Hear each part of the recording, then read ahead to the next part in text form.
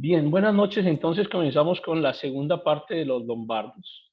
Estamos en nuestro diplomado de reforma y contrarreforma, donde dedicaremos un espacio bastante grande a este tema de la historia previa al momento en que surgen los movimientos de reforma. Y decíamos que es importante conocer un poquito acerca de la historia, de qué es lo que pasa en Italia, qué es lo que pasa en toda esta región del centro de Europa, y, y por qué es tan importante que conozcamos la historia de estos pueblos que más adelante dan origen a las naciones, a los estados nacionales, pues que tendrán la responsabilidad de convertir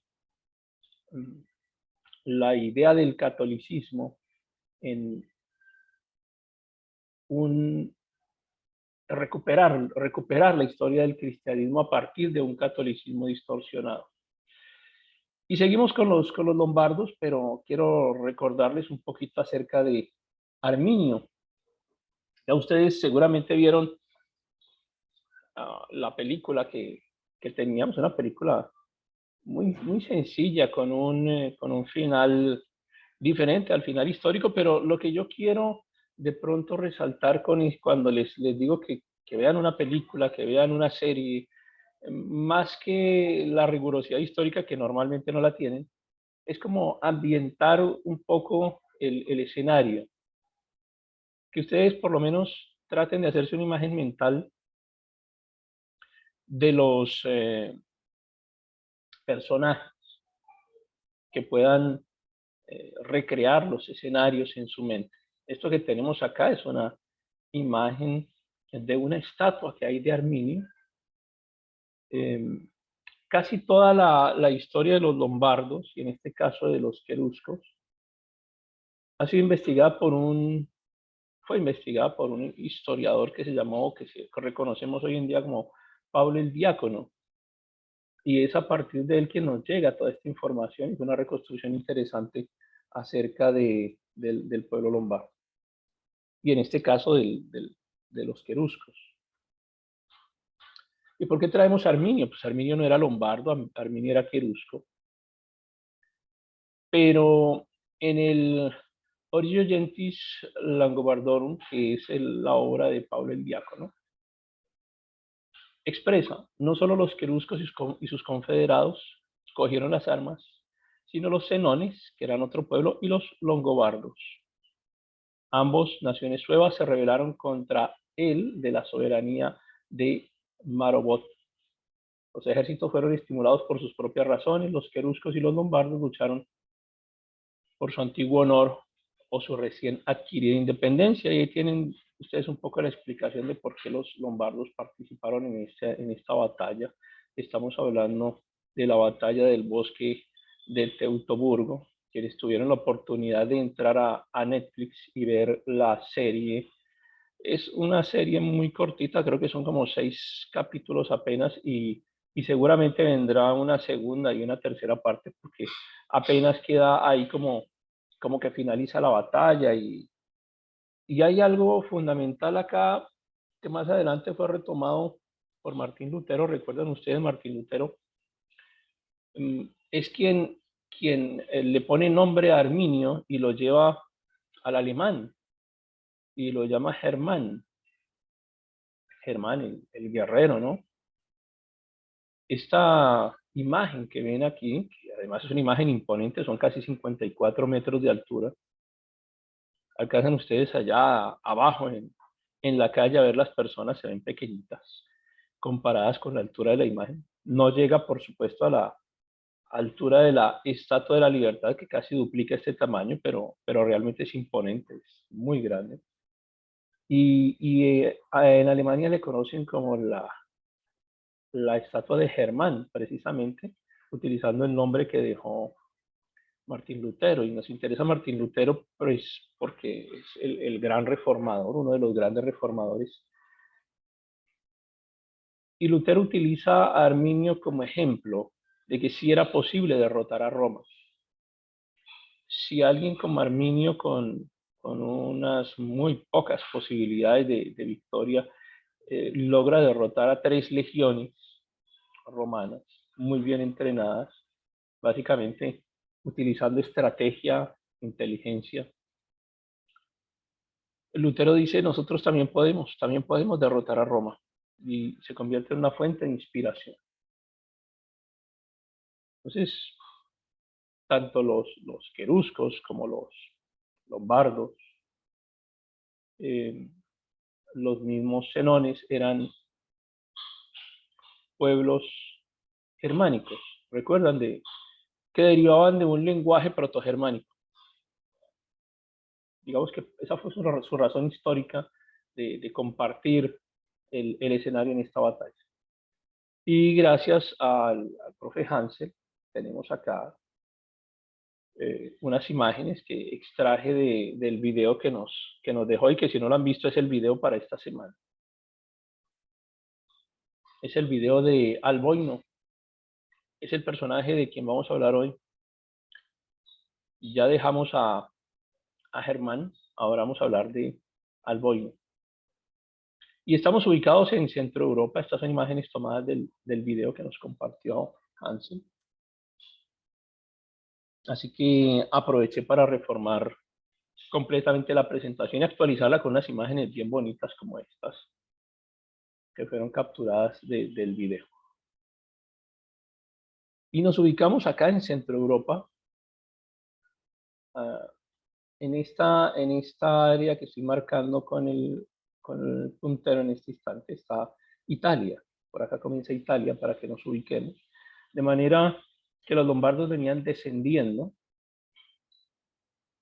Y hay una región acá que estaba habitada por un pueblo que se llamaban los Panonios. Los Panonios pertenecían a una etnia que eran los Iliria. Y se ubicaron en esta región, la que está marcada con un tono un poco más intenso, que es la región de Panonia. Una región que más adelante sería dominada por los romanos.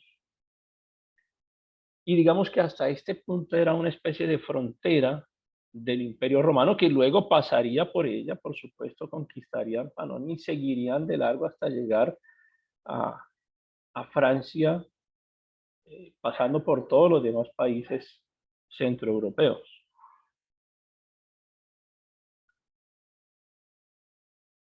Luego entonces, en este momento de la historia, nos encontramos con los panonios dominando esta región. Y es allí cuando aparecen los lombardos, que inicialmente se expanden hacia la región de Panonia, pero luego no les es suficiente. Los lombardos no eran muchos, pero eran bien bravos, eran unos guerreros bien dedicados, y tenían ese espíritu de expansión que siempre han tenido los pueblos descendientes de los vikingos. De hecho, fíjense que estamos hablando hoy de Ucrania, y Ucrania, recuerdan ustedes, fue aquella región de Rus a la que llegan los vikingos. Los vikingos conquistan Rus, invaden Rus, y se produce una mezcla poblacional entre quienes habitaban esa región del Rus y los vikingos, que llegan en su etapa de expansión. Esa región de Rus más adelante es la que se convierte en Ucrania. Y también encontramos acá los lombardos, un pueblo escandinavo también con ese origen protogermánico, pero al fin y al cabo son escandinavos y son del norte de Europa, digamos, tienen comparten esa intención de querer conquistar, de querer expandirse, y llegan hasta acá, hasta Panonia, y comienzan a tomarse el territorio, y en un momento deciden mirar hacia el otro lado, comienzan a ver hacia Italia. Entonces se extienden también hacia los Alpes principalmente, y aparece este personaje que es el que nos reúne en esta noche, que es el rey Albón, el rey Alboino de los lombardos.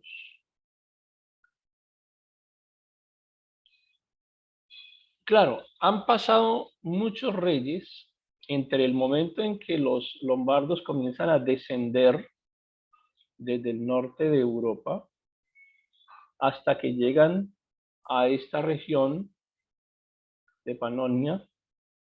Y luego de Alboino también vienen muchos otros reyes. Alboino ni siquiera está en la mitad de la totalidad de los reyes, digamos que está allí como en la tercera parte, luego vienen otra cantidad de reyes. Lo que pasa es que a este lo destacamos por la importancia que tiene, porque es quien decide expandirse hacia el centro y sur de Europa y es quien finalmente decide llegar a Italia, que es el objetivo nuestro en esta investigación. Esta es otra imagen de, tomada de video. Y el historiador Tácito, refiriéndose a los lombardos, decía: a los longobardos, por el contrario, su escaso número los distingue, es decir, no eran muchos. Y aunque están rodeados por una hueste, por muchas tribus más poderosas, están seguros. ¿Y por qué están seguros? No sometiéndose, sino desafiando los peligros de la guerra. No le tenían miedo a la guerra. Ellos no rehuían al combate. Sin embargo, las demás tribus, ellas sí comenzaron a unirse y tal vez por eso tenemos mucho más conocimiento de ellas hoy en día y lograron traspasar la barrera del tiempo, y por eso estamos hablando de los francos y de los alamanes y de los sajones y de los bávaros, ¿sí? Incluso de los anglos, que tienen otro origen, pero que lograron conformar esos grandes grupos poblacionales que no lograron conformar los lombardos. Los lombardos llega un momento en donde tienden a desaparecer. Y esta migración de la cual estamos hablando tiene origen a finales allá, después en la segunda mitad del siglo IV, en donde aparece pues el personaje del cual estamos hablando. Y ahora, digamos que hago como una especie de paréntesis, me separo un poco de la historia y me devuelvo aquí a este escenario geográfico. Ya sabemos que el objetivo de los lombardos es Panonia, que está sobre esta área que estoy demarcando en este instante, y posteriormente llegar a Italia, en donde se formaría el reino de Lombardía. Pero ahora les estoy remarcando este sector acá que se llama Rumania o Rumanía, y ustedes recuerdan a Rumanía por el famosísimo castillo de Bran, que es el mismo castillo de Vlad el Empalador, que es el vampiro, ¿recuerdan? El vampiro Drácula. Tiene un origen mitológico acá en esta región de Rumanía, en este que es el castillo de Bran, que algunos historiadores dicen que no, que este no era realmente el castillo de Vlad el Empalador, sino que era otro, pero digamos que este es el que ya pasó a la historia y este es el que además estaban vendiendo el año pasado ahí. Estaba económico para quien quisiera comprarlo para convertirlo en lugar de turismo. No sé si lo vendieron, me imagino que sí. A alguien le interesará tener el castillo de Drácula. Entonces, esta área no la perdamos, es el área de Rumanía. Y se la recuerdo por el castillo.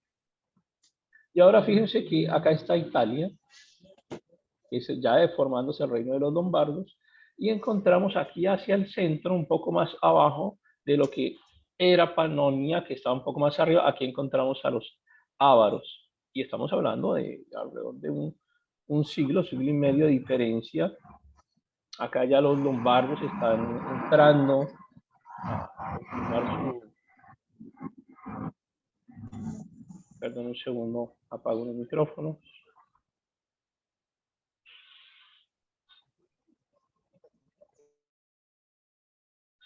Y entonces ya los lombardos están formando su reino, pero aparecen acá los ávaros.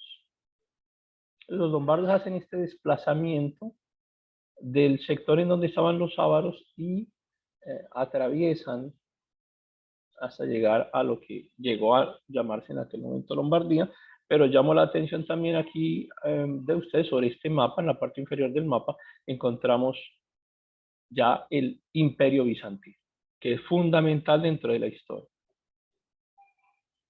Entonces, digamos que ya estamos un poco ubicados en el escenario geográfico y tal vez un poco ubicados en el escenario histórico. Y mencioné todo esto para poder hablarles de estos personajes que vienen enseguida, que son los gépidos. Y acá tienen entonces el reino de los gépidos. El reino de los gépidos estaba ahí, en Transilvania.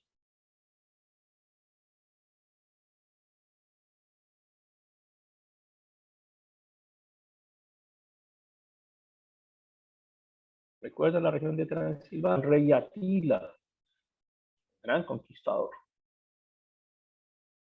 Y los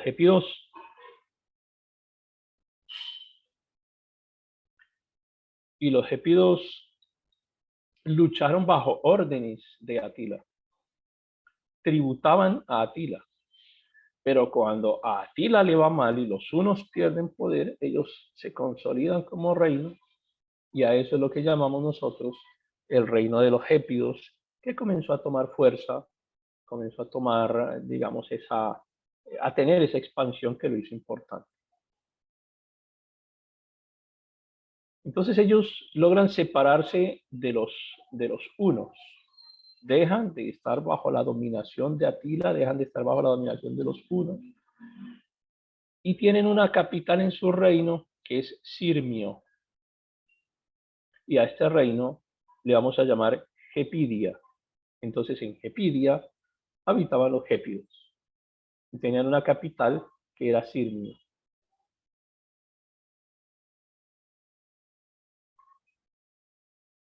Los gépidos tienen un problema más adelante con los lombardos, que es el objeto de esta clase. Ya habían estado un poco desgastados con los hunos y recuerdan los ávaros, que acabo de mostrarles un poco también allá el reino de los ávaros. Me devuelvo, acá está, recuerdan. También tuvieron problema con los ávaros. Así que los gépidos fueron absorbidos por muchos otros pueblos y derrotados por muchos otros pueblos, pero hasta este instante eran una tribu un reino, no tanto una tribu, ya eran un reino muy fuerte realmente. Tienen un origen un poco desconocido. Malcolm Todd dice de ellos, son los más misteriosos de todas las grandes tribus germánicas del periodo migratorio. No sabemos realmente si ubicarla entre las tribus germánicas, pero digamos como por estar asentados en esta zona geográfica, se estima que hicieron parte de los germanos. Y probablemente porque también parte de su lenguaje tenía un cierto protogermánico. Pero hay algunas inconsistencias al respecto y lo que sabemos de los gépidos todavía es poco. Así como les mencionaba en la clase anterior, lo que sabemos de los lombardos realmente lo hemos venido descubriendo durante los últimos años. El último par de años seguramente hemos aprendido más de los lombardos de lo que hemos aprendido en todo el resto de la historia, y además pues, no era como de un interés general.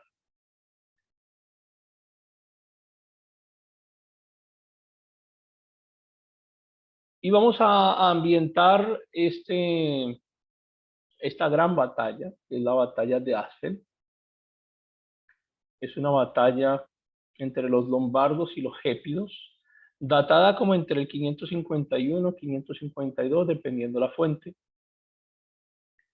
Entonces ya sabemos quiénes están acá en conflicto, ¿cierto?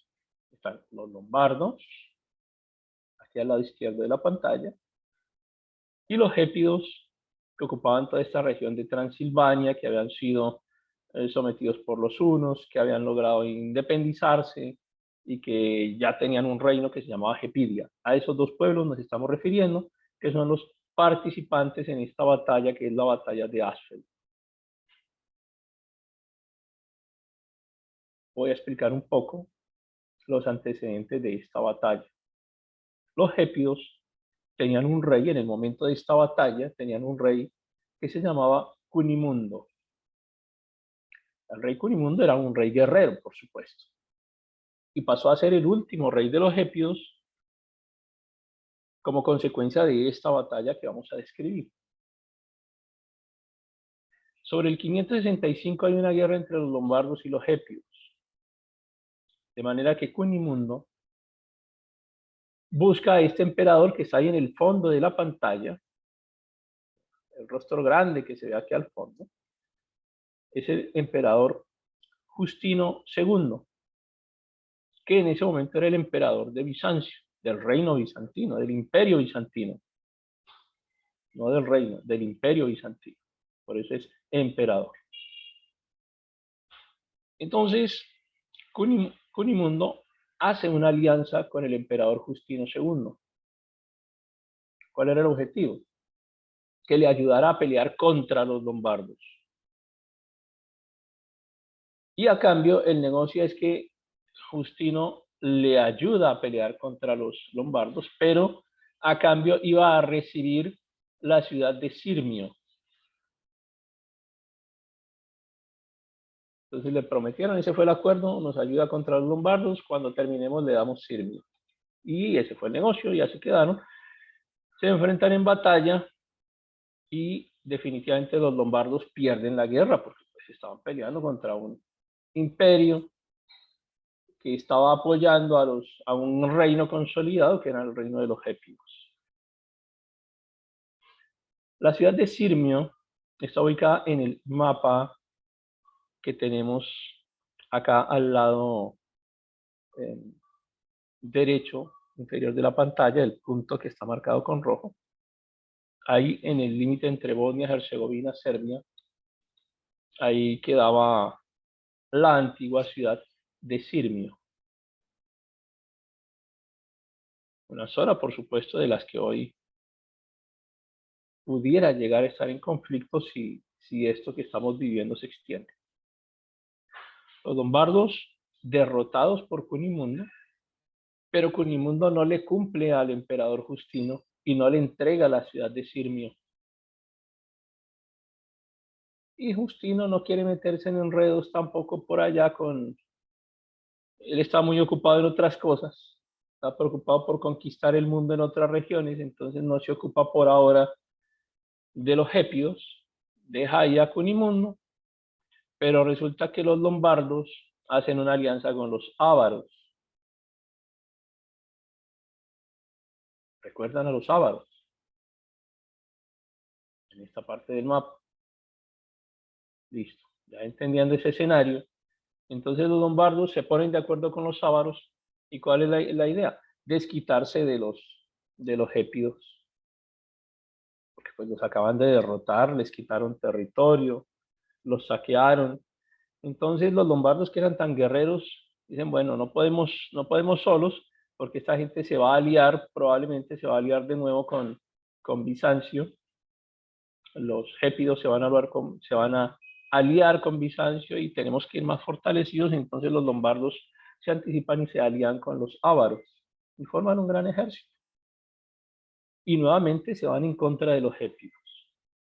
Cuando el rey Cunimundo, el rey de los gépidos, ve que otra vez lo están atacando, entonces vuelve a buscar al emperador Justino y le vuelve a prometer que a cambio de la ayuda, esta vez sí, ahora sí, le va a entregar a la ciudad de Sirmio. Y Justino le dice que bueno, que está bien, que lo va a apoyar, pero al final no. Entonces, así como ellos lo habían traicionado y no le han entregado la ciudad en su momento justo, entonces ahora es Justino el que le promete el apoyo, pero no se lo da. Y los gépidos se quedan solos.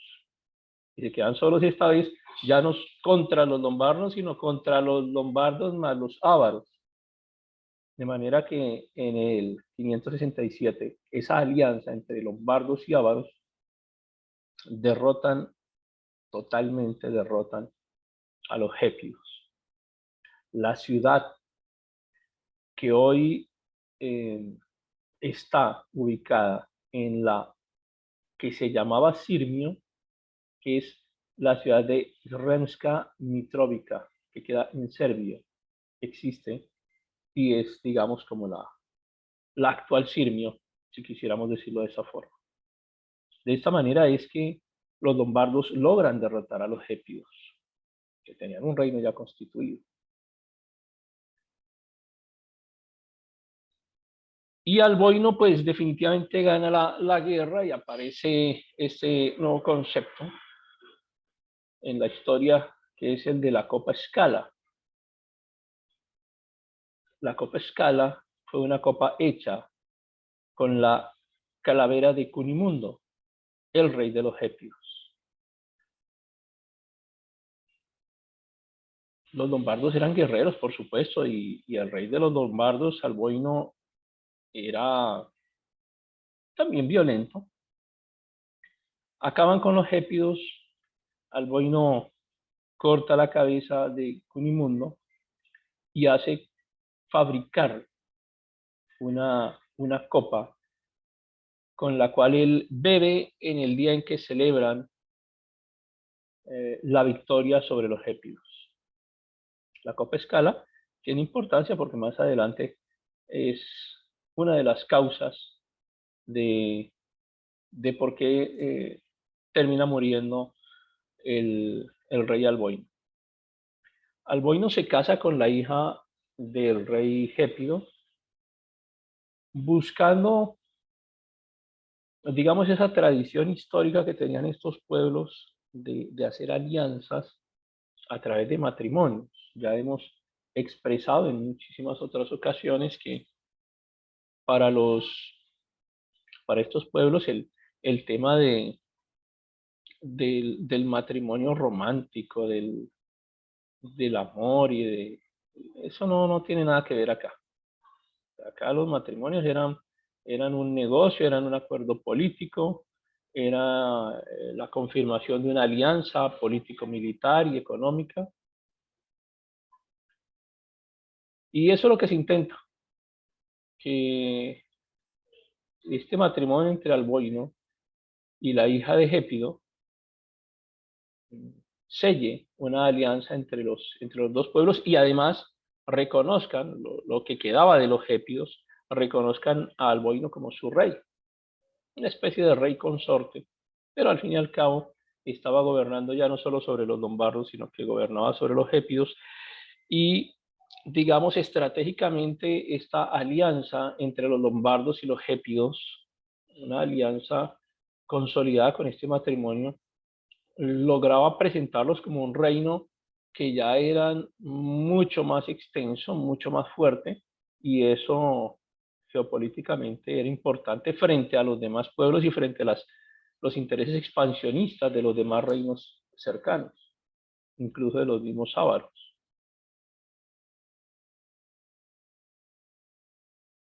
Vamos a hablar ahora un poquito acerca de el reino bizantino.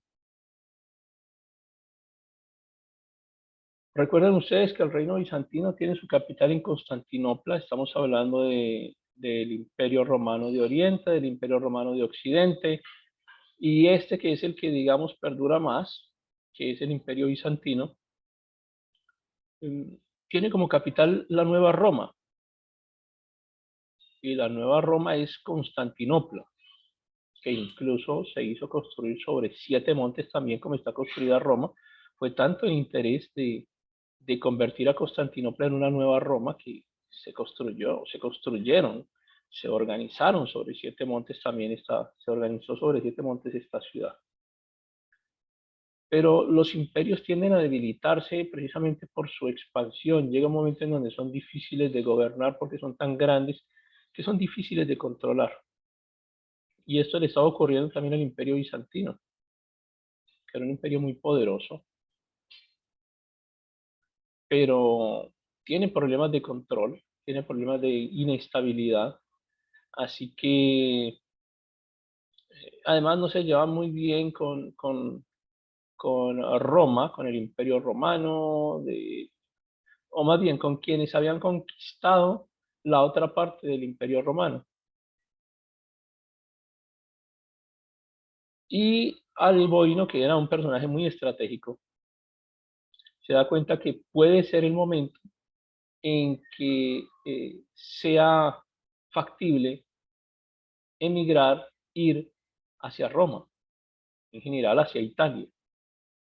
Entonces Alboino decide inicialmente emigrar hacia Italia, primero llega al norte, con una campaña extraordinaria, cruzan los Alpes, no iban solos, iban acompañados de otros pueblos, lo que quedaba de los gépidos, que además ya era rey sobre los gépidos, pero también le acompañaban búlgaros, sármatas, suevos, muchos romanos, ostrogodos, los turingios, los érulos, y se estima que llevaba alrededor de unos 20.000 soldados sajones.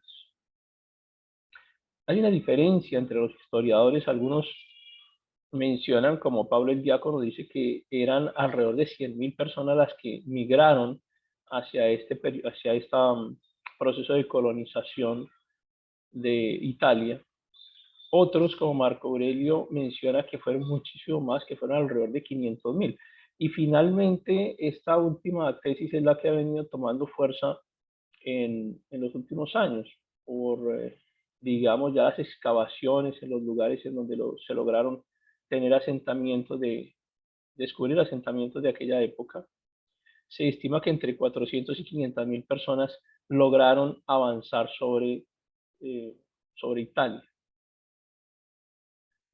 Es decir, que fue una migración bastante considerable, pues especialmente que de esos 500.000 un gran número eran militares.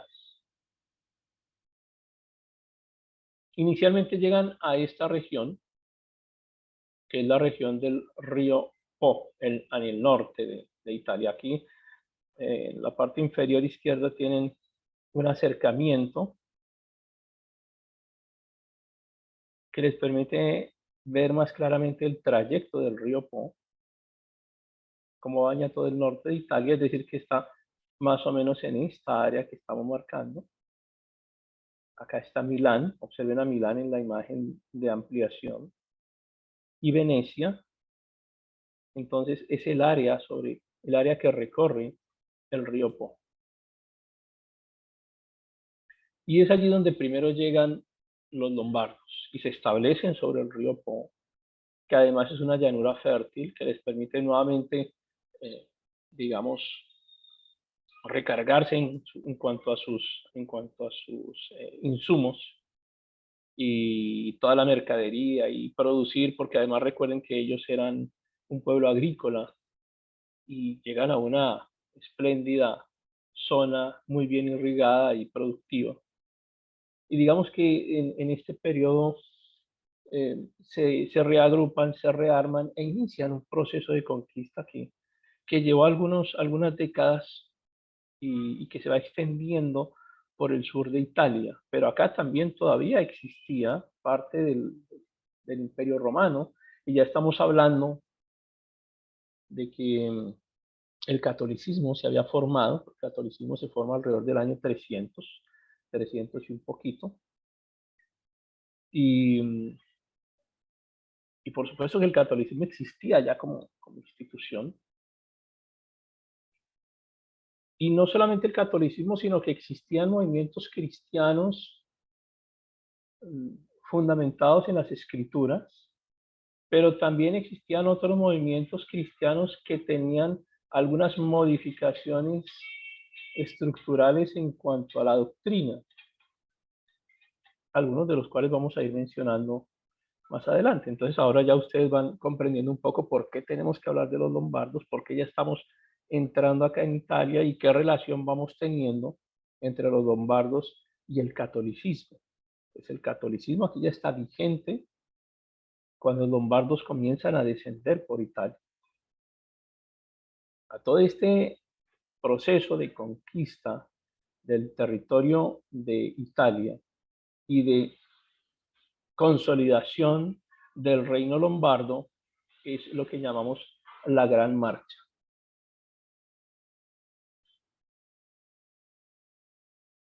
Insisto, logran cruzar los Alpes, específicamente los Alpes Julianos, invaden el norte de Italia y terminan llegando a la frontera que llamamos el Limes de Friuli. El Limes es la frontera, un limes para los romanos era un límite fronterizo, eso era un limes. Y Friuli es un lugar. Entonces, lo primero que invade Alboino es el Limes de Friuli. Y lo invade con su grupo, por supuesto, con su tribu, con su ejército de lombardos. Ya no una tribu, sino un ejército muy bien constituido. Ya estamos hablando de alrededor de 400 o 500 mil lombardos, sumados a los demás grupos de otras tribus germánicas que los estaban acompañando. Entonces, el proceso lo inician desde el norte de Italia y comienzan, noreste específicamente, y comienzan a descender hasta llegar a esta primera ciudad que es la gran conquista de los lombardos, que es la ciudad de Pavia. Entonces, fíjense cómo ya descienden desde el río Po, llegan hasta Pavia. Aquí tienen en el fondo una imagen de Pavia, específicamente el Ponte Coperto, y es la capital de lo que sería más adelante, o desde ya comenzaría a constituirse como el imperio, como el reino de Lombardía o el reino lombardo. Pavia es una ciudad clave dentro de este proceso de conquista de Italia. Nuevamente por su ubicación geográfica, por la riqueza que provocan los ríos, por la fertilidad de la tierra. Y esta es entonces, insisto, la primera capital del reino lombardo en Italia. Y siguen descendiendo. Ubíquense, por favor, acá en el lado derecho de la imagen, que está Pavia, que la acabo de nombrar. Y el recorrido fue de la siguiente forma. De Pavia pasan hasta Toscana. De Toscana pasan hasta Spoleto. De Spoleto llegan a Benevento y de ahí se distribuyen un poco más hacia el sur. Pero noten ustedes cómo decimos que pasan de Pavia a Toscana, de Toscana a Spoleto, y no logran quedarse completamente con este espacio que hay entre Verona y Roma y toda esta franja que está en un color más amarillo. Por alguna razón no se detienen allí, y esto va a ser un problema más adelante para los lombardos. Entonces, digamos que como que se saltaron esa parte de la tarea. Entonces, la primera región a la que llegan es la región de Toscana. En este mapa más inferior, está marcado aquí en color un poco más rojo, vino tinto, no sé, más rojo. Y en el lado izquierdo de la pantalla encuentran una imagen de la actual Toscana. Entonces, ese es el escenario al que nos estamos refiriendo en este instante, y cómo es el recorrido que hacen los lombardos pasando desde Pavia hasta llegar a Benevento. E insisto, nos llama la atención que dejan sin control toda esta región que va entre Verona y Roma. Este segmento que ven ustedes, o estos segmentos que ven en color más amarillo, son las regiones que siguieron bajo control del Imperio Bizantino, incluidas las grandes islas. Lo que está en color azul o gris es lo que efectivamente controlaron los lombardos.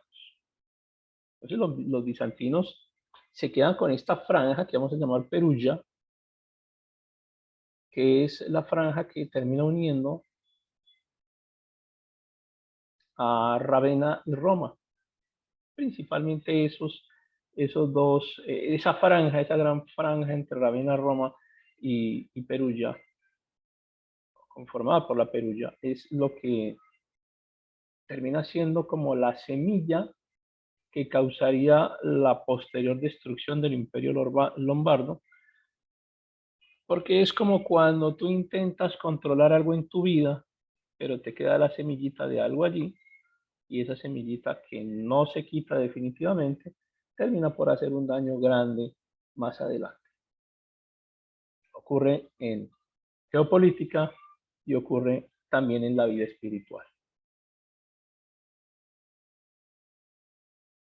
Entonces volvemos a la famosa Copa Scala, cuando se siente seguro Alboino de su gran victoria frente a los gépidos. No solamente usa la Copa Scala para celebrar el triunfo, sino que obliga a la hija del rey de los gépidos a que beba también de esa copa, que era la calavera de su papá. O sea, obligó a la hija a beber desde la calavera de su papá. Y esto fue algo que quedó marcado en esa mujer y motivo por el cual odió a Alboino durante toda su vida. Estamos hablando de la princesa Rosamunda. Este cuadro se llama así, Rosamunda y Alboino, en el cual se representa el momento en que el rey obliga a Rosamunda a que beba desde la calavera de su papá. Un acto absolutamente innecesario, pero que causó que ella le mantuviera odio durante el resto de su vida, y aparece este personaje que es Helmichis. Helmichis es un amante de Rosamunda, un militar cercano al rey Alboino, que se mete en una relación con la reina Rosamunda, ya esposa del rey Alboino, y entre los dos planean la venganza y planean matar al rey Alboino. Este cuadro, esta pintura, se llama así, El asesinato del rey Alboino.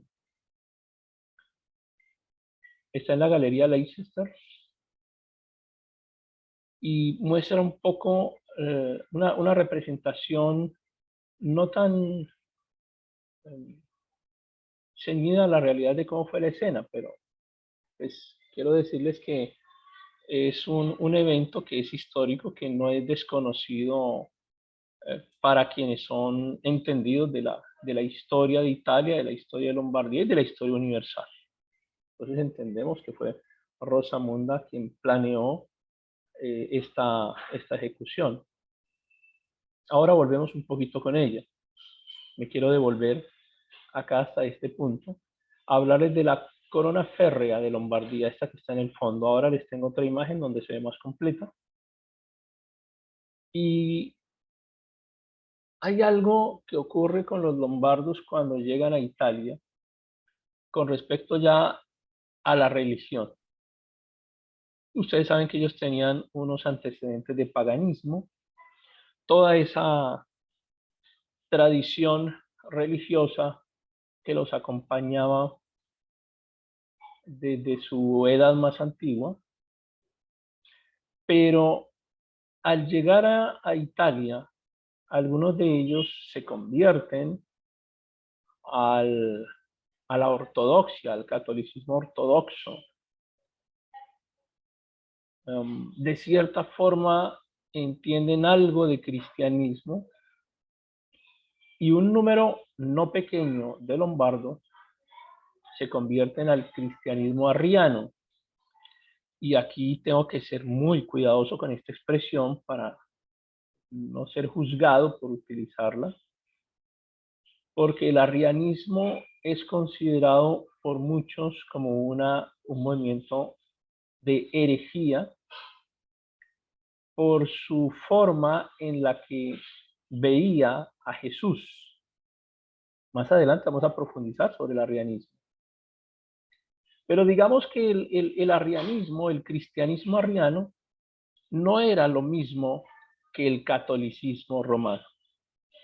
Habían diferencias fundamentales en cuanto a que no obedecían a Roma como tal, ni a los líderes religiosos romanos, en cuanto a la forma como las doctrinas acerca de Jesús eran vistas o interpretadas.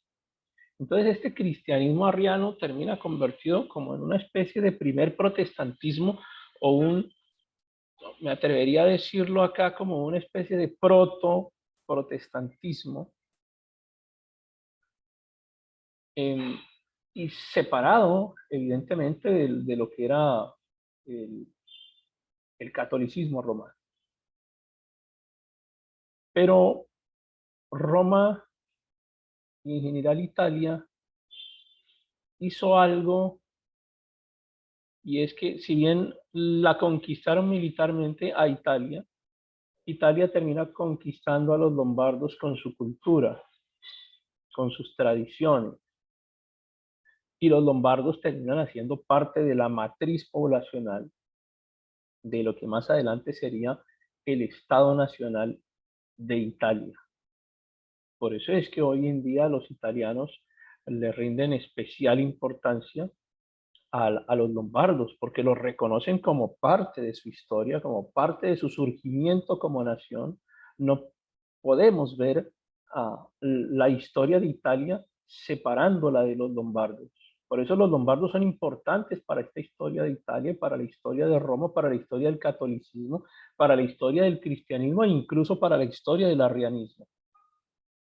Pero los lombardos terminan convertidos no solo a las religiones de España, porque evidentemente algunos se pasaron a la ortodoxia, muy poquitos al catolicismo y un gran número estuvo con el cristianismo arriano. Eso en cuanto a la parte religiosa. En cuanto a la parte política, los lombardos establecieron una división política en ducados. Entonces, España estaba dividida, Italia estaba dividida en ducados. Y estos ducados italianos eran independientes. Es decir, sí reconocían al rey como rey, pero tenían una administración independiente propia. Todo esto nos va a causar varios escenarios posteriores. Primero, un gran conflicto entre los lombardos y el catolicismo. Y esto es clave y es importante que lo tengamos en cuenta. Porque más adelante, cuando entra el Imperio Bizantino entra a defender a Roma en contra de los lombardos y a atacar a los lombardos, pero la principal diferencia que tenían los lombardos con Roma era justamente la religiosa, porque los lombardos practicaban principalmente el cristianismo arriano, mientras que el resto, es decir, Roma, Ravenna y toda esta franja que queda en medio de ellos y los demás territorios que estaban dominados por Bizancio, pues practicaban el catolicismo como tal y la ortodoxia, pero en Roma específicamente el catolicismo como lo conocemos, ese catolicismo romano. Esta corona que tenemos ahí en el fondo es importante, es la corona férrea de Lombardía. Fíjense por dentro, alcanzan ustedes a ver acá un borde interno, un color como que es como una especie de lámina que une al resto de los segmentos. Ven ustedes acá por fuera unos segmentos exteriores. Déjenme, se los pongo acá en esta otra imagen. Hay unos segmentos exteriores de la corona. Me quiero devolver un poquito acá. Observen la corona puesta sobre la cabeza del rey Alboino. Era la corona que ellos normalmente utilizaban. Tal vez acá tengamos otra imagen. Bueno, No, no alcanza a aparecer. Ok, créanme que esa era la corona que utilizaban los reyes lombardos y que la pasaban de unos a otros. Esa corona, que es la corona férrea, miren que tiene una lámina por dentro, una lámina que une, la une completamente. Esa lámina de metal, decían ellos, que fue hecha, fue fabricada con el hierro de uno de los clavos que se usaron en la crucifixión de Jesucristo. Y de esa manera, digamos, generaban en el rey que la portaba una autoridad espiritual también. No solamente era la autoridad militar y política, sino una autoridad espiritual, porque imagínate, ni más ni menos que el rey lombardo portaba sobre su cabeza uno de los hierros, uno de los clavos que se utilizaron en la crucifixión de Jesús. Y eso para los lombardos era importante porque los lombardos se acercaban mucho al cristianismo, si bien no al un cristianismo depurado bíblico como intentamos entenderlo hoy en día. Si hoy en día tenemos dentro de nuestras congregaciones tantas diferencias doctrinales, y al final lo que nos une es Cristo mismo, pero hay algunas diferencias doctrinales que incluso llegan a ser importantes, tan importantes que una denominación cristiana condena a la otra como hereje. Y ocurre hoy en día. Hoy en día entre las denominaciones nos tratamos unos a otros de herejes y nos condenamos unos a otros al fuego eterno del infierno. Bueno, ocurría lo mismo en esta época. También estaban los católicos que tenían su tradición religiosa tal como la conocemos, estaban los lombardos para quienes el cristianismo era importante y había una discusión muy especial en cuanto a la persona de Jesús y en cuanto a la persona del Espíritu Santo, pero pues estaba ese cristianismo arriano. ¿Qué ha sido considerado? Ustedes buscan en la mayoría de los libros hoy en día y de fuentes de información y hablan de la herejía arriana, pero ha sido calificada como herejía por parte de los católicos.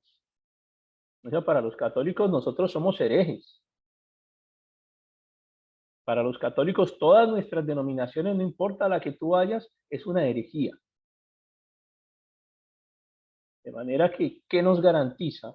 Que sin tener una fuente de información suficiente, una fuente histórica realmente válida para comprender el arrianismo, no sabemos qué tan cerca estaba el arrianismo de la verdad bíblica como la conocemos hoy en día, por lo menos en cuanto a los fundamentos estructurales de la doctrina.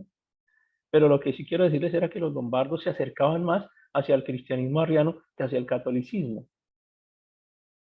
Y por eso también era para ellos importante este símbolo, el símbolo de que la corona férrea tuviese en su interior, en su estructura, uno de los clavos de la cruz de Jesús. Por lo menos eso lo mencionaba su tradición y definitivamente no podemos decir que era cierto o falso, solamente decimos que era su tradición. Y los lombardos entonces comienzan a asumir esa cultura romana. Los nombres que comienzan a utilizar ahora son nombres romanos. Hoy en día nosotros en América Latina utilizamos nombres norteamericanos. Entonces ya no nos llamamos John, sino Juan, ¿cierto? O más bien Juan, sino John. Y todos los demás nombres, especialmente norteamericanos y algunos europeos, y ahora que están de moda algunos pueblos orientales, entonces ya le comienzan a poner a los niños nombres de acuerdo con la influencia cultural. Así ocurrió con los lombardos. Se convierten muchos de ellos a la ortodoxia, se convierten muchos de ellos, o más bien sus hijos, a sus hijos les ponen nombres del lugar y asumen esa tradición y aparte pues se organizan en forma de ducados, esos ducados son independientes y estos ducados independientes terminan por no respaldarse en el momento de crisis cuando llega la necesidad de enfrentarse nuevamente con el imperio bizantino que vuelve a tomar fuerza, porque acuérdense ustedes que los lombardos descienden por Italia porque los bizantinos estaban debilitados por otras circunstancias, pero cuando el reino bizantino vuelve a tomar fuerza, estamos hablando de un momento en el que realmente tienen la fuerza militar suficiente como para volver a entrar a rescatar a Roma. Y hay unos personajes clave que vamos a ir nombrando durante el transcurso de las próximas clases. Entonces, por supuesto que se produce entre lombardos y católicos un conflicto muy grande, un conflicto de tipo religioso, que fue nuclear y desencadenante para lo que más adelante entenderemos como la destrucción del reino lombardo. Y esta corona férrea fue utilizada para la coronación del rey de Italia, imagínense ustedes, hasta la Alta Edad Media. Estamos hablando casi del siglo, y desde ese momento de la Alta Edad Media hasta casi el siglo XIX fue utilizada la misma corona. Fíjense la importancia de la tradición del uso de esta corona. Actualmente esa corona está resguardada en este lugar que se llama la Catedral Teodolinda, que queda en Monza, también llamada la Catedral de Monza. Quien vaya por allá, toma una fotito y nos las envía para el grupo.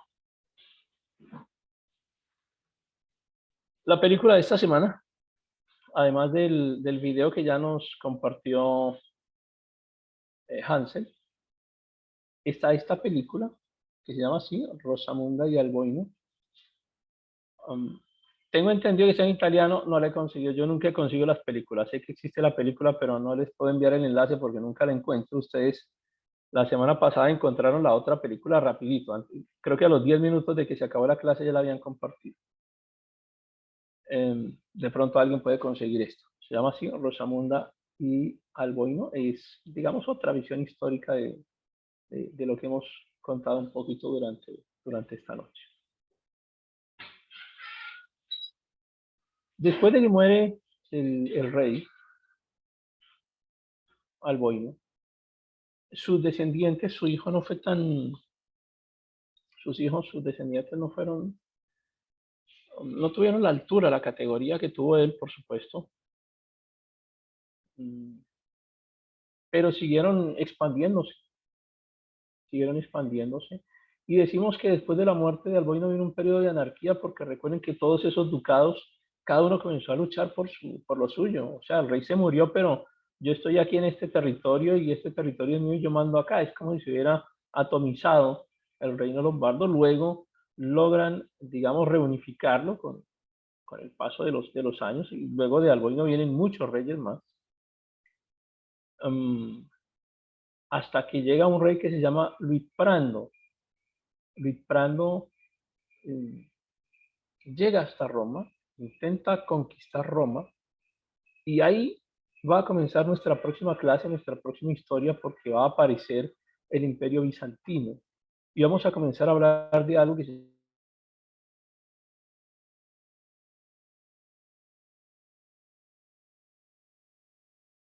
llama la donación de Sutri. En la próxima seguiremos con la donación de Sutri. Espero haber sido más o menos claro con este proceso de cómo los lombardos logran constituirse como un reino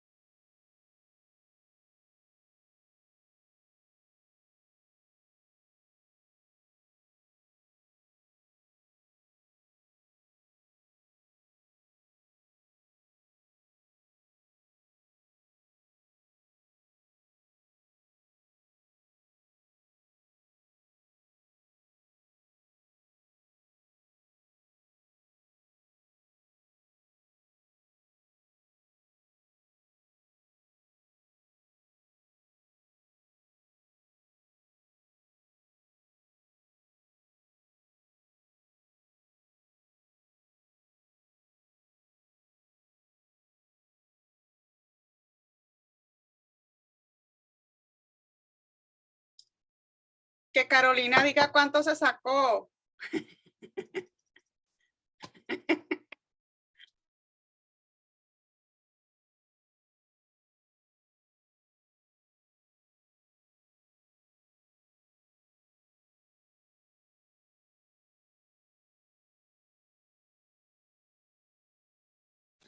Tania, usted quiere seguirse riendo, ¿verdad? De los que sacamos malas notas.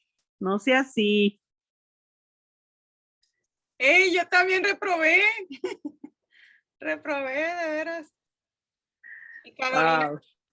estaba explicando que fue su primer examen con el profe Ricardo y pasó y nos tenía asombrados a todos en el grupo de Telegram.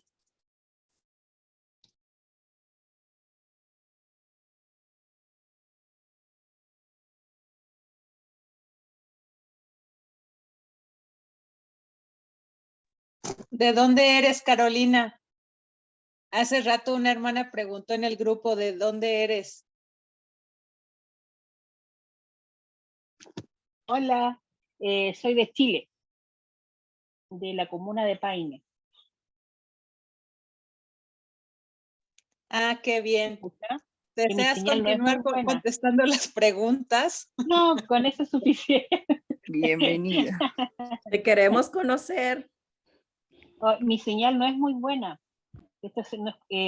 Por eso tuve que escuchar la clase anterior por YouTube, porque se queda pegado el profe. De hecho, ahora me di cuenta que él se había salido, pero mi señal no es muy buena. Un Nos pasa a gusto. todos los países. A veces el internet está fatal. Sí. Bueno, chicos.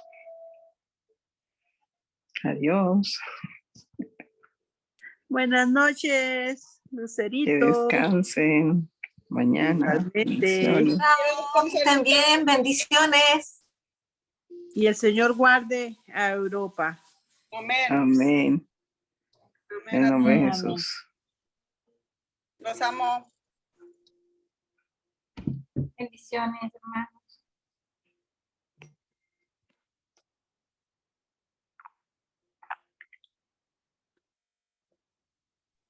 El profesor acaba de escribir que se quedó sin Está internet. escribiéndose.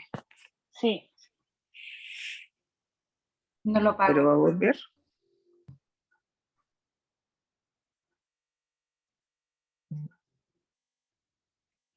Pero no va a volver entonces. No, no va a volver porque hice subir el video. Mm. Bueno, bendiciones chao para a todos. todos. Un abracito. Bendiciones. Mana Carito, chao. Bendiciones. Buenas noches a todos. Buenas noches, buenos días, buenas tardes. Chao, buenas noches, bendiciones.